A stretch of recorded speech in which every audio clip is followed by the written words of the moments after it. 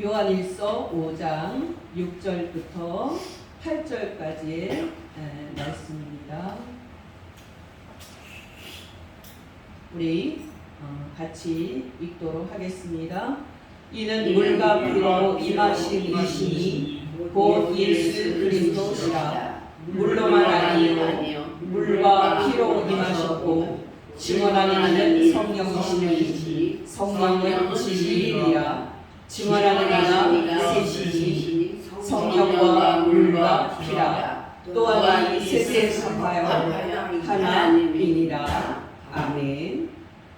네, 여러분, 오늘 본문 7절 8절은 이렇게 말합니다. 증언하는 이가 셋이니 성령과 물과 피라. 오늘 본문에서 핵심 단어는 증언과 관련된 단어들입니다. 사도 요한은 무려 11번이나 증언이라는 단어를 사용을 하고 있습니다. 오늘 말씀 6절에서 9절에는 이 말이 5번이나 나오는데요. 들어보시기 바랍니다. 증언하는 이는 성령이시니 성령은 진리니라.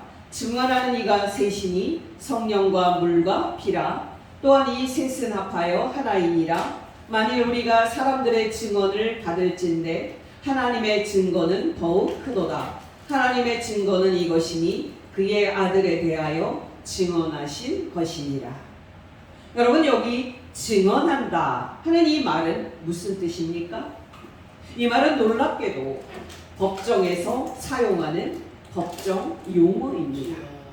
여러분, 단도직입적으로 말씀을 드려서 어떤 사람이 법정에서 나는 죄가 없다 라고 주장을 한다고 해서 그 사람이 죄 없는 사람이 되는 것은 아닙니다. 말할 필요 없이 그 사람은 자기의 죄 없음을 법정에서 입증을 해야 합니다. 어떻게 입증을 합니까? 바로 증인들을 세우면 됩니다. 여러분, 이렇게 해서 여러 증인들이 그 사람이 죄가 없다 하고 증언을 해주면 그 사람의 죄 없음이 비로소 입증이 되게 되는 것입니다. 오늘 본문에서 사도 요한이 증언이라는 말을 할 때 생각하고 있는 그림이 바로 이 법정의 그림입니다. 그렇다면 여러분, 유대인의 법정에서 어떤 사람이 자신의 죄 없음과 또 자신의 의인됨을 입증을 하려면 몇 명의 증인들이 필요했습니까? 최소 2명이나 최대 3명이 필요했습니다. 신명기서 19장 15절 말씀입니다. 사람의 모든 악에 관하여 또한 모든 죄에 관하여는 한 증인으로만 정할 것이 아니요 2 증인의 입으로나 또는 3 증인의 입으로 그 사건을 확정할 것이며.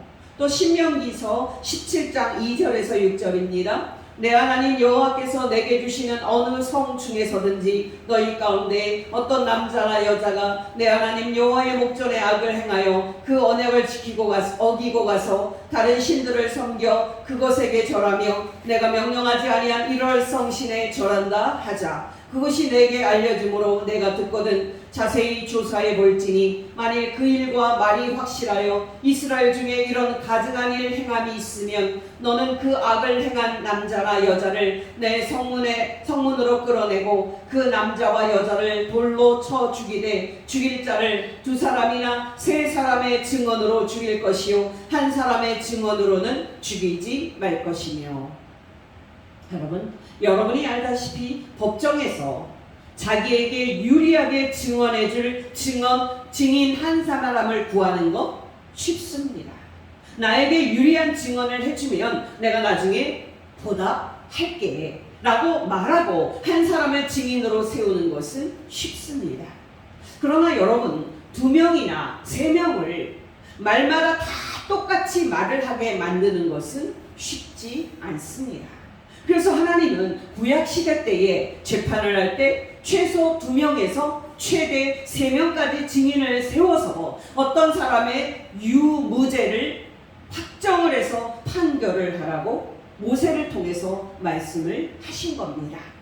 이제까지 저는 증언이라는 말이 법정적인 의미라고 말씀을 드렸습니다. 그렇다면 여러분, 두세 사람의 증언에 기초해서 판단하라는 이 구약의 원칙을 왜 사도 요한이 지금 이 편지 결론 부분에서 언급을 하고 있습니까? 바로 결론 부분이기 때문입니다. 쉽게 말씀을 드려서 여러분, 사도 요한에는 편지 시작부터 지금까지 예수께서 하나님이 모든 사람을 구원하기 위해 보내신 그리스도이시며 하나님의 아들이라고 엄청난 선포를 했습니다. 사도 요한의 그 선포를 여러분께 상기를 시켜드립니다. 요한일서 1장 1절 2절입니다. 태초부터 있는 생명의 말씀에 관하여는 우리가 들은 바요 눈으로 본 바요 자세히 보고 우리의 손으로 만진 바라 이 생명이 나타나신 바 된지라. 이 영원한 생명을 우리가 보았고 증언하여 너희에게 전하노니 이는 아버지와 함께 계시다가 우리에게 나타나신 바 된 이시니라. 요한일서 1장 7절입니다. 하나님의 빛 가운데 계신 것 같이 우리도 빛 가운데 행하면 우리가 서로 사귐이 있고 그 아들 예수의 피가 우리를 모든 불의에서 깨끗하게 하실 것이요. 또 요한일서 2장 1절 2절입니다. 나의 자녀들아 내가 이것을 너희에게 쓰면 너희로 죄를 범하지 않게 하려 함이라. 만일 누가 죄를 범하여도 아버지 앞에서 우리에게 대언자가 있으니 곧 의로우신 예수 그리스도시라. 이 예수는 우리 죄를 위한 화목제물이니 우리만 위할 뿐 아니요 온 세상의 죄를 위하시니라. 조금 띄어서 요한일서 2장 21절 23절입니다. 내가 너희에게 쓰는 것은 너희가 진리를 알지 못하기 때문이 아니라 알기 때문이요 또 모든 거짓은 진리에서 나지 않기 때문이라. 거짓말하는 자가 누구냐? 예수께서 그리스도이심을 부인하는 자가 아니냐? 아버지와 아들을 부인하는 그가 적그리스도니 아들을 부인하는 자에게는 또한 아버지가 없으되 아들을 시인하는 자에게는 아버지도 있느니라. 요한일서 3장 23절입니다. 하나님의 계명은 이것이니 곧 그 아들 예수 그리스도의 이름을 믿고 그가 우리에게 주신 계명대로 서로 사랑할 것이니라. 요한일서 4장 2절 3절입니다. 이로써 너희가 하나님의 영을 알지니 곧 예수 그리스도께서 육체로 오신 것은 시인하는 영마다 하나님께 속한 것이요 예수를 하나님의 아들로 시인하지 아니하는 영마다 하나님께 속한 것이 아니니 이것이 곧 적그리스도의 영이니라. 오리라 한 말을 너희가 들었거니와 지금 벌써 세상에 있느니라. 마지막으로 요한일서 4장 15절입니다. 누구든지 예수를 하나님의 아들이라 시인하면 하나님이 그의 안에 거하시고 그도 하나님 안에 거하느니라. 여러분, 왜 사도 요한은 예수께서 모든 사람을 구원하기 위해 하나님이 보내신 하나님의 아들이심을 이렇게 반복적으로 선포를 하고 있습니까? 바로 이 믿음에 모든 사람의 구원이 달려 있기 때문입니다. 아멘. 정말 이 복된 믿음에 저와 여러분의 구원이 달려 있기 때문입니다. 아멘. 어떠십니까, 여러분? 여러분은 예수께서 여러분을 구원하기 위해 하나님이 보내신 하나님의 아들이심을 믿는 이 믿음을 귀하게 여기고 있습니까? 여러분이 예수께서 하나님의 아들이심을 믿는 이 믿음을 귀히 여기고 이 인생 끝까지 믿음을 지키는 복된 성도 되시기를 예수 이름으로 축원합니다. 여러분, 앞에서 말씀을 드렸듯이 사도 요한은 지금까지 예수께서 모든 사람을 구원하기 위해 하나님이 보내신 하나님의 아들이라고 엄청난 선포를 했습니다. 그렇다면 여러분, 이제 필요한 것은 무엇입니까? 바로 자신이 한 이 말이 거짓말이 아닌 진리임을 입증하는 겁니다. 바로 오늘 본문에서 사도 요한이 하고 있는 것이 바로 이 입증입니다. 여러분, 단도직입적으로 말씀을 드려서 예수께서 하나님의 아들이시다라는 이 믿음이 진리임을 입증하기 위해 사도 요한이 내세우는 증인은 셋입니다. 바로 물과 피와 성령님입니다. 오늘 본문 6절에서 8절입니다. 이는 물과 피로 임하신 이시니 곧 예수 그리스도시라. 물로만 아니요 물과 피로 임하셨고 증언하는 이는 성령이시니 성령은 진리니라. 증언하는 이가 셋이니 성령과 물과 피라. 또한 이 셋은 합하여 하나이니라. 여러분 기억하시기 바랍니다. 물과 피와 성령님은 다 예수께서 하나님의 아들이심을 친히 증언하시는 하나님의 증언들입니다. 여러분, 왜 우리가 예수님을 하나님의 아들로 믿습니까? 바로 하나님께서 친히 그렇게 증언하셨기 때문입니다. 바로 이것이 9절 말씀이 말하는 바입니다. 만일 우리가 사람들의 증언을 받을진대 하나님의 증거는 더욱 크도다. 하나님의 증거는 이것이니 그의 아들에 대하여 증언하신 것입니다. 여러분, 흔히 회자되는 농담이 하나 있는데요, 여러분도 아실 겁니다. 여러분, 어떤 사람이 자기가 목적한 산에 올랐다고 생각을 했는데 정상에 올라와 보니까 그 산이 아닙니다. 그때 이 사람은 허탈한 마음으로 이렇게 외칩니다. 아니, 이 산이 아닌가 봐. 예수께서 여러분을 구원하실 하나님의 아들이라고 믿고 살았는데 여러분이 죽은 후에 보니까 여러분 자신이 지옥에 있고 이 믿음이 틀렸다는 사실을 알게 된다면 그때 얼마나 놀라시겠습니까? 물론 그런 일은 절대 없으니까 걱정하지 마시기 바랍니다. 여러분, 우리나라 축구 국가대표 선수를 했던 이영표라는 친구가 있습니다. 근데 여러분, 이 친구는 처음에는 예수님을 믿는 친구가 아니었습니다. 여러분, 이 친구가 어떻게 예수님을 믿게 되었는지 아십니까? 놀랍게도 이 친구는 그 환율을 따져보고 예수님을 믿었습니다.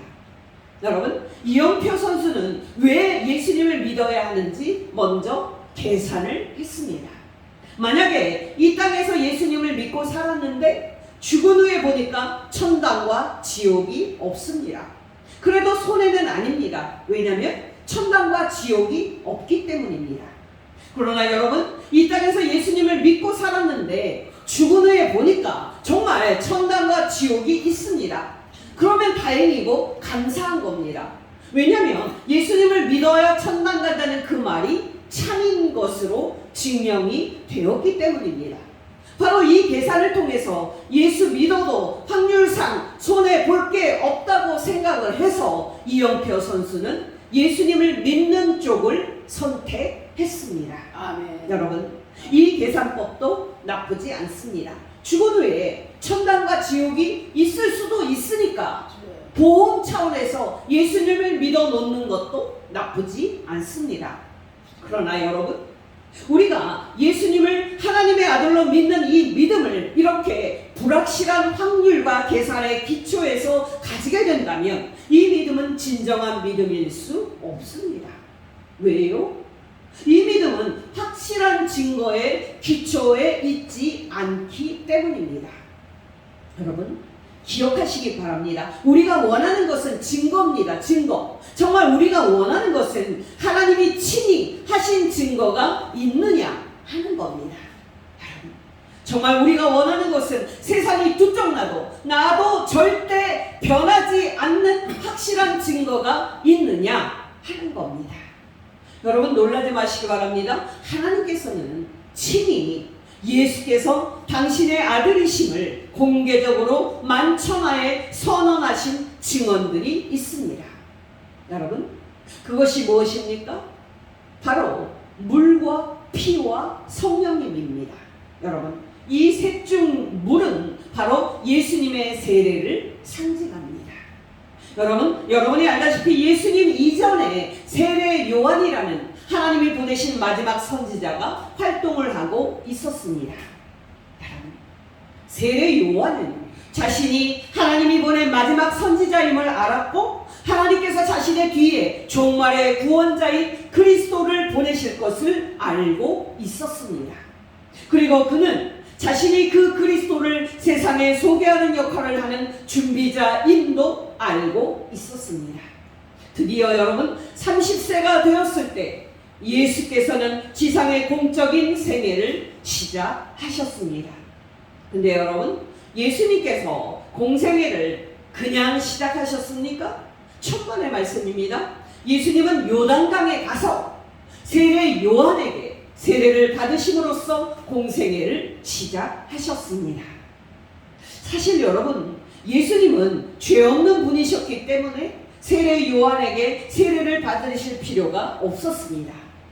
그러나 여러분, 예수님은 의도적으로 세례 요한에게 세례를 받으셨습니다. 왜요?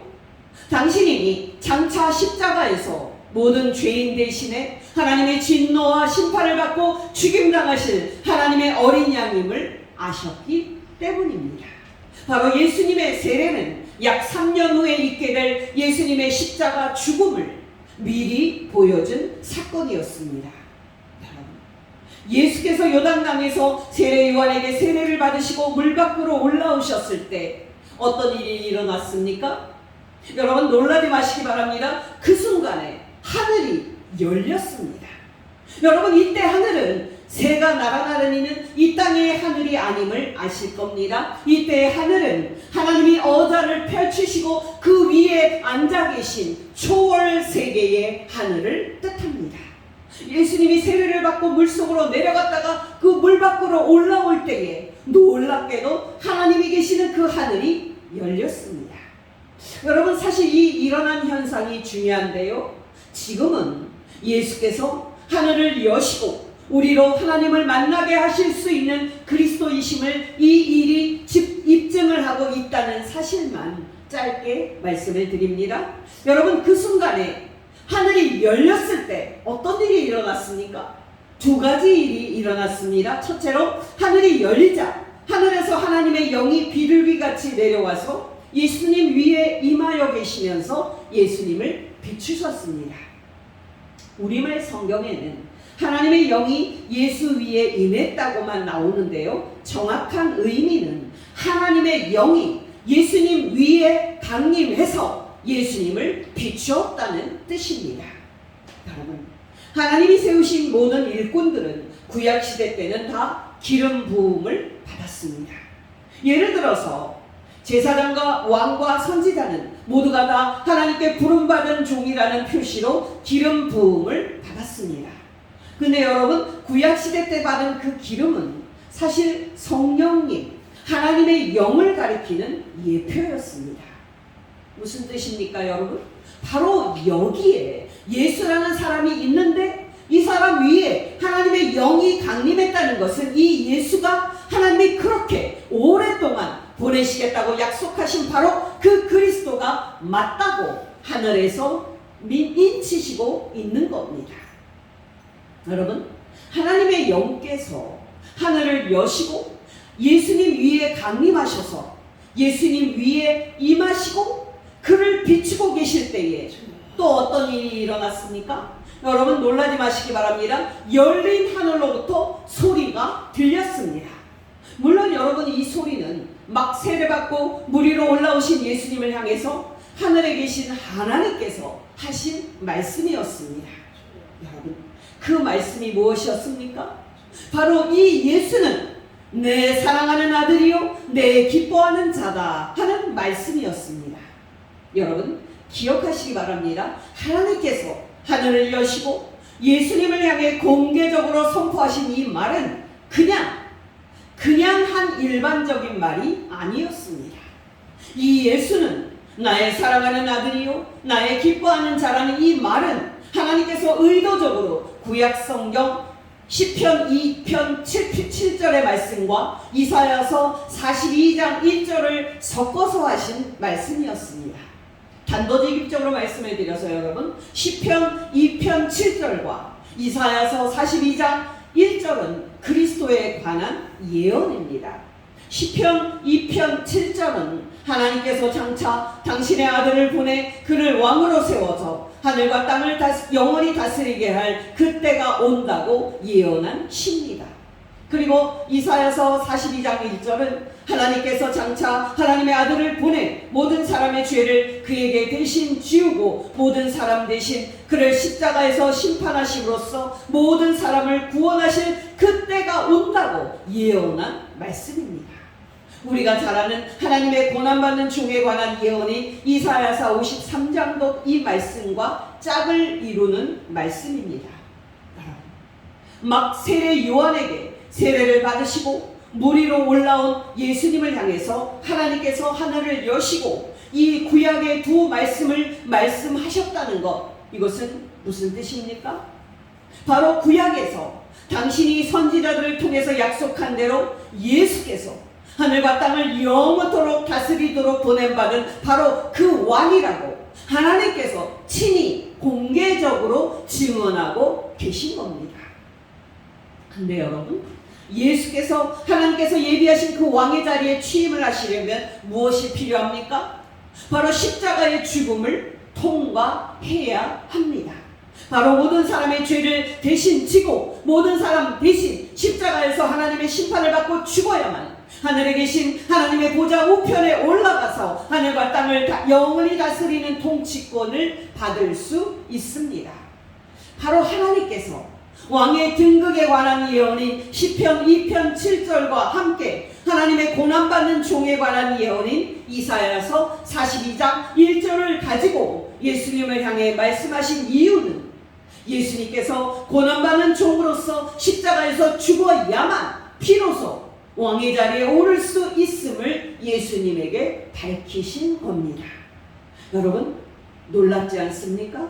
하나님은 예수께서 세례를 받으셨을 때 이 두 구약 예언의 말씀을 섞어서 말씀을 하심으로써 예수께서 당신이 오랫동안 보내겠다고 약속한 당신의 아들이심을 증언하셨고, 또 예수께서 그 왕위에 오르려면 고난과 십자가 죽음을 반드시 통과를 해야 함을 밝히셨습니다. 바로 이렇게 하나님께서 친히 예수께서 하나님의 아들이심을 증언하신 것이 바로 세례의 의미입니다. 여러분이 알다시피 어떤 사람이 미국 대사로 가려면 그 사람은 대한민국 대통령이 서명한 신인장을 가지고 가야 가서 미국 대통령에게 그 신인장을 제출을 해야만 합니다. 그래야만 공식적으로 대사로 인정받을 수 있고 대사의 일을 시작할 수 있습니다. 무슨 뜻입니까, 여러분? 바로 예수님의 세례식은 하늘을 여시고 예수께서 당신이 보내신 하나님의 아들이심을 하나님께서 친히 만천하에 공개적으로 증언하시고 그에게 신인장을 주신 사건이었습니다. 여러분, 놀랍지 않습니까? 하나님께서는 예수께서 30세에 세례 요한에게 세례를 받고 물 위에 올라오실 때에 이렇게 예수님을 당신의 아들이라고 증언해 주셨습니다. 여러분, 이제 물과 피와 성령님 이 셋 중에 피에 대해서 생각을 해보겠습니다. 여러분, 이 피는 무엇을 상징합니까? 말할 필요 없이 피는 예수님의 십자가 죽음을 상징합니다.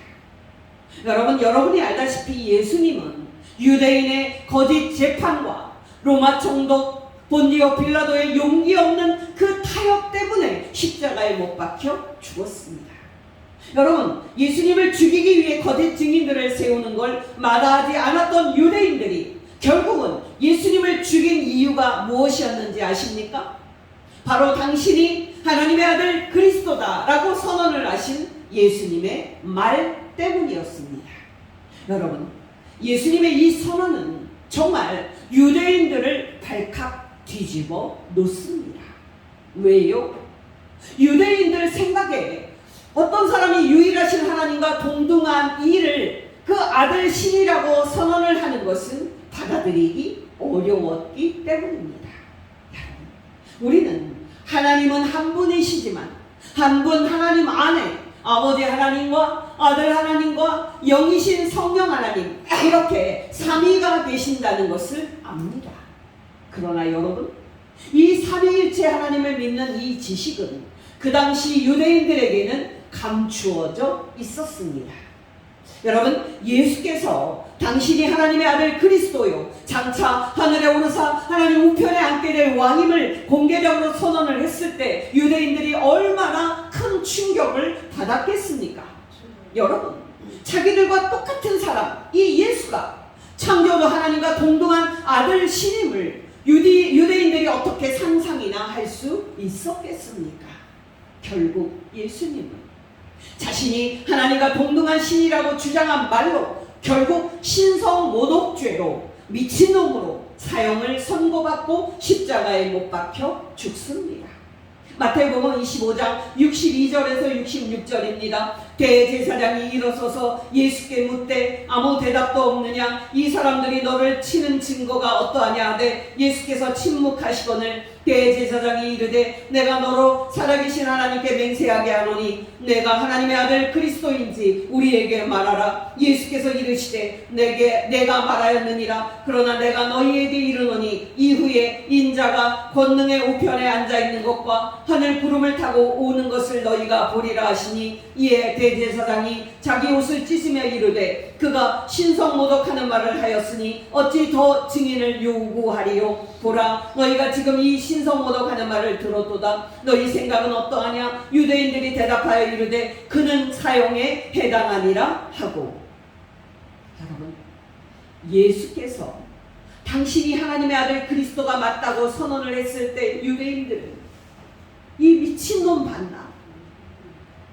지가 사람이면서 하나님과 동등한 하나님의 아들이라는 이 말을 했을 때 이 유대인들이 충격을 받고 예수님을 십자가에 못 박아 죽여버립니다.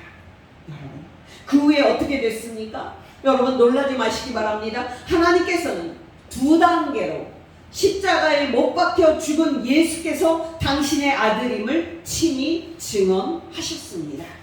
첫째로 예수께서 신성모독 죄로 십자가에 못 박혀 죽을 때 바로 그 순간에 어떤 일이 일어났습니까? 세 가지 일이 일어났습니다. 지난번에 말씀을 드렸듯이 이미 정오 12시부터 오후 3시까지 예수께서 마지막으로 운명하는 그 3시간 동안 해는 완전히 빛을 잃고 온 땅에 어둠이 임했습니다. 그리고 예수께서 마침내 운명하시자 그 순간에 세 가지 놀라운 일이 일어났습니다. 지성소와 성소를 구분하기 위해 하나님이 계시는 성전의 지성소 앞에 매달아 놓았던 그 큰 휘장이 위로부터 아래까지 찢어져서 두 조각이 납니다. 여러분, 이것은 이제 예수님의 죽음으로 말미암아 모든 사람이 하나님이 계시는 참 지성소인 하늘에 들어가는 이제 축복을 얻게 되었음을 보여주는 증거였습니다. 둘째로 여러분, 예수님이 운명하시자 땅에 지진이 나서 땅이 진동하며 바위가 터졌습니다. 여러분, 이 일 또한 방금 죽은 예수께서 하나님의 아들이심을 입증하는 기적이었습니다. 셋째로 여러분, 지진이 나서 땅이 진동을 하니까 무덤들이 열리면서 잠자던 성도들의 몸이 많이 일어나는 놀라운 일들이 일어났습니다. 여러분, 이 세 가지 기적들은 십자가에서 이제 막 죽은 예수께서 하나님의 아들이 맞다고 증언하시는 하나님의 증언들이었습니다. 이런 하나님의 증언들을 알아보고 방금 십자가에 매달려 죽은 예수께서 진짜 하나님의 아들이었다 하고 처음으로 신앙 고백을 한 사람이 누구인지 아십니까? 여러분 놀라지 마시기 바랍니다. 바로 이방인이었던 로마의 백부장이 처음으로 예수께서 하나님의 아들이라고 고백을 합니다. 여러분 놀랍지 않습니까? 다른 사람이 아니라 예수님을 십자가에 못 박아 사형시키는 일을 이제 막 집행을 했던 로마 군대의 백부장이 예수께서 운명하신 그 순간에 세 가지 일어난 이 일들을 통해서 예수께서 하나님의 아들이 맞다고 증언하신 그 하나님의 증언들을 보고 예수님을 하나님의 아들로 고백을 합니다. 마태복음 25장 50절에서 54절입니다. 예수께서 나의 하나님 어찌하여 나를 버리셨나이까 라고 다시 크게 소리 지르시고 영원히 떠나가시니라. 이에 성소 휘장이 위로부터 아래까지 찢어져 둘이 되고 땅이 진동하며 바위가 터지고 무덤들이 열리며 자던 성도들이 몸이 많이 일어나되 예수의 부활 후에 그들이 무덤에서 나와서 거룩한 성에 들어가 많은 사람에게 보이니라. 백부장과 및 함께 예수를 지키던 자들이 지진과 그 일어난 일들을 보고 심히 두려워하여 이르되 이는 진실로 하나님의 아들이었도다 하더라. 여러분, 이제 막 십자가에 매달려 죽은 예수께서 하나님의 아들이심을 궁극적으로 증언하는 하나님의 증언은 무엇입니까? 바로 예수님의 부활입니다. 당연하겠습니다만은 하나님께서는 십자가에 못 박혀 죽은 예수를 3일 만에 다시 살리심으로써 예수께서 하나님의 아들이심을 만천하에 공표하시고 증언하셨습니다. 바로 이것이 예수님의 부활하심이 갖고 있는 가장 중요한 의미입니다. 사도 베드로의 첫 설교입니다. 사도행전 2장 23절 24절입니다. 예수는 하나님께서 정하신 뜻과 미리 아신 대로 내준 바 되었거늘 너희가 법 없는 자들의 손을 빌려 못 박아 죽였으나 하나님께서 예수를 사망의 고통에서 풀어 살리셨으니 이는 예수가 사망에 매여 있을 수 없었습니다. 여러분, 놀랍지 않습니까? 하나님은 이렇게 예수께서 운명하실 때 세 가지 놀라운 일을 일어나게 하시고 궁극적으로 예수님을 3일 만에 다시 살리심으로 말미암아 예수께서 당신의 아들이심을 만천하에 증언하셨습니다. 아멘. 여러분, 물과 피와 성령님, 이 셋 중에 성령님에 대해 말씀을 드립니다. 여러분이 알다시피 하나님의 영, 성령 하나님께서 하시는 일은 예수께서 하나님의 아들이심을 사람에게 증언하는 겁니다.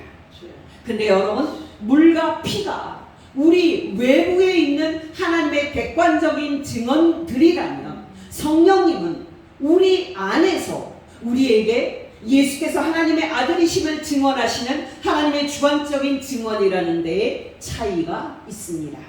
그러나 여러분, 중요한 것은 무엇입니까? 바로 물과 피와 성령님, 이 셋이 다 한 목소리로 일치가 되게 예수께서 하나님의 아들이라고 증언하는 하나님의 증언들이라는 사실입니다. 바로 이것이 오늘 본문 6절 7절의 의미입니다. 이는 물과 피로 임하신 이시니 곧 예수 그리스도시라. 물로만 아니요 물과 피로 임하셨고 증언하는 이는 성령이시니 성령은 진리니라. 증언하는 이가 셋이니 성령과 물과 피라. 이 또한 이 셋은 합하여 하나이니라. 여러분, 예수께서 우리를 구원하시는 하나님의 아들이심을 우리가 믿는 궁극적인 이유가 무엇입니까? 바로 우리 안에서 우리에게 그렇게 증언하시는 성령 하나님의 증언 때문입니다. 여러분, 사람들이 어떻게 처녀 마리아가 하나님의 아들 예수를 낳을 수 있느냐고 의심을 품을 때 우리가 예수 그리스도의 동정녀 탄생을 믿는 이유는 무엇입니까? 바로 우리 안에서 그것이 진리라고 우리에게 증언하시는 성령 하나님의 증언 때문입니다. 여러분, 사람들은 어떻게 죽은 사람이 다시 살아날 수 있냐고 의심을 할 때 우리가 예수 그리스도의 다시 살아나심과 부활을 믿는 이유는 무엇입니까? 바로 우리 안에서 그것이 진리라고 증언하시는 성령 하나님의 증언 때문입니다. 여러분, 사람들은 이 세상의 끝이 어디 있냐고 의심을 하면서 이 세상 끝에 예수 그리스도께서 다시 오셔서 죽은 자와 산 자를 심판하시고 예수님을 믿는 우리를 천국에 들어가게 하실 것을 믿는 이유는 무엇입니까? 바로 진리의 영이신 성령 하나님께서 우리 안에서 그것이 진리라고 우리에게 증언하시기 때문입니다. 여러분, 놀랍지 않습니까? 여러분, 기억하시기 바랍니다. 예수께서 하나님의 아들이라고 믿는 우리의 믿음은 사람들이 만들어낸 인간의 말이 아닙니다. 놀랍게도 예수께서 하나님의 아들이라고 믿는 이 믿음은 하나님께서 계시하신 진리이고 또 하나님께서 그게 진리라고 친히 증언하신 진리입니다. 아멘. 앞에서 말씀해 드렸던 예화처럼 올라갔더니 이 산이 아닌가 봐 라고 우리가 실망할 일은 결코 일어나지 않습니다. 오히려 이 믿음이 정말 진짜였잖아 하고 놀라고 감격할 일이 저와 여러분에게 일어날 것입니다. 아멘. 그날이 언제입니까? 바로 죽은 후이고 또 이 세상 끝날입니다. 여러분, 오늘날 한국교회 교인들을 보면은 왜 예수를 믿는지 그 목적을 분명하게 잘 모르고 있는 것 같습니다. 어떠십니까, 여러분? 여러분은 예수님을 하나님의 아들로 믿는 목적이 무엇인지 알고 있습니까? 이 주제는 사실 다음 주에 설교할 내용인데요. 짧게 말씀을 드립니다. 여러분, 기억하시기 바랍니다. 우리가 예수님을 믿는 이유는 이 세상의 다른 방법들보다 예수님을 믿는 것이 우리가 이 세상에서 성공하고 출세하는데 더 도움이 되기 때문이 아닙니다. 정말 이 세상의 다른 방법보다 예수님을 믿는 것이 우리가 돈을 더 많이 버는데 더 도움이 되기 때문이 아닙니다. 우리가 십자가에 못 박혀 죽으신 예수께서 하나님의 아들이라고 믿는 목적은 우리가 영생을 얻기 위함입니다. 그 이야기는 무슨 뜻이냐면 말이죠. 죽은 후에 천당과 지옥이 없다면 우리는 망한 겁니다. 또 이 세상에 끝도 없고 이 세상 끝에 예수께서 다시 오시는 일도 없다면 우리는 망한 겁니다. 여러분, 중요한 것은 무엇입니까? 죽은 후에 천당과 지옥이 있으며 예수님을 하나님의 아들로 믿는 저와 여러분은 천당에 들어갈 거라는 사실입니다. 또 영원할 것처럼 보이는 이 세상도 반드시 끝이 있을 것이고 이 세상 끝에 하나님의 아들 예수 그리스도께서 다시 오셔서 죽은 자와 산 자를 심판하실 때 예수님을 믿는 저와 여러분도 모든 하나님의 자녀들과 함께 천국에 들어가서 영생을 얻게 될 거라는 사실입니다. 여러분도 알다시피 지금은 장마철입니다. 해마다 일어나는 일이지만 장마철에는 평상시에는 잘 지은 집도 또 그렇게 보여지는 그런 집들이 많은 비로 무너지는 일이 일어납니다. 여러분, 우리는 어디 위에 집을 지어야 합니까? 죽은 후에는 아무 쓸모도 없고 아무 힘도 없는 이 세상의 돈과 권력과 명예 위에 우리의 인생의 집을 지어야 합니까? 아니면 영원한 반석 대신 예수 그리스도 위에 하나님이 친히 진리라고 증언하신 하나님의 아들 예수 그리스도의 위에 우리의 인생의 집을 지어야 합니까? 말할 필요 없이 우리는 하나님이 친히 진리라고 증언을 하신 예수 그리스도를 믿는 이 믿음 위에 우리의 인생의 집을 지어야 합니다. 아멘. 여러분, 저는 종종 상상을 해봅니다. 내가 죽어갈 때 하나님이 보낸 천군 천사가 와서 나를 예수님이 계신 천당으로 데리고 갈 때 내 심장은 너무 기뻐서 터지지 않을까 생각을 했습니다. 상상을 해봅니다. 정말 이 세상 끝에 하나님의 아들 예수 그리스도께서 다시 오셔서 예수 믿는 나를 천당에 들어가 영생을 얻게 하실 때 내 심장은 너무 감사해서 터지지 않을까 상상을 해봅니다. 여러분께 권면드립니다.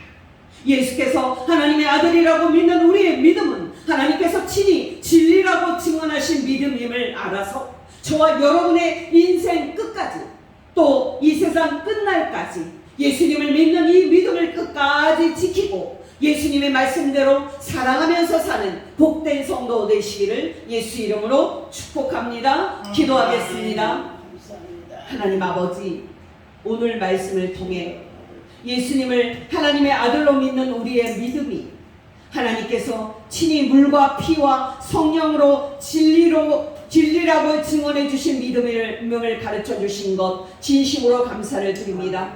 하나님 아버지, 우리에게 말씀과 성령님으로 충만하게 하여 주시사 이 세상의 헛된 영광과 쾌락에 유혹받아 흔들리지 말게 하시고 하나님께서 예수 그리스도 안에서 우리에게 예비하신 천국에 들어갈 때까지 예수 그리스도를 믿는 이 믿음을 끝까지 굳게 지키고 승리하게 하옵소서. 특히 이웃을 내 몸처럼 사랑함으로 말미암아 우리가 하나님을 진정으로 사랑하고 예수님을 진정으로 사랑하는 증거를 보이며 인생 끝에 하나님이 우리의 영혼을 부르시는 그날까지 승리하게 하옵소서. 우리 구주 하나님의 아들 예수 그리스도의 이름으로 사랑이신 하나님 아버지 앞에 감사하며 기도하옵나이다. 아멘.